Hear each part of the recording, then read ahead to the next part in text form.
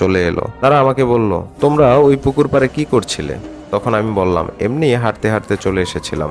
এরই মধ্যে তোমার মাথা ঘুরে গেল। আমার চাচির সাথে সাথে রুম থেকে বেরিয়ে গেল।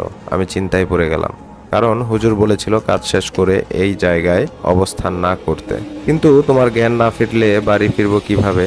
আমি চোখ খুলে দেখি আমার মাথার পাশে বেশ কিছু পুরুষ আর মহিলা দাঁড়িয়ে আছে এবং কে যেন আমার মাথায় পানি ঢালছে। আমি সাথে সাথে উঠে বসলাম। সজীব বলল, তুমি ঠিক আছো তো আলামিন? আমি কিছু বলতে চেষ্টা করলাম, কিন্তু মুখ দিয়ে কোনো শব্দই বের হচ্ছিল না। মনে হচ্ছিল আমি বোবা হয়ে গেছি। বারবার চেষ্টা করছি কিন্তু পারছি না। সবাই খুব ভয় পেয়ে গেল। এমন সময় খালা ফোন দিল সজীবের নাম্বারে। সজীব সবার সামনে বলল, আম্মু আলামিন অসুস্থ হয়ে গেছে। তখন খালা বলল, এখনই সিএনজি ভাড়া করে আলামিনকে বাসায় নিয়ে আসো।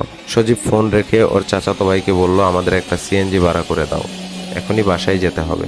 এ সময় সজীবের বোন বলল, এখন রাত হয়ে গেছে, আমরা ডাক্তার ডেকে আনবো, আগামীকাল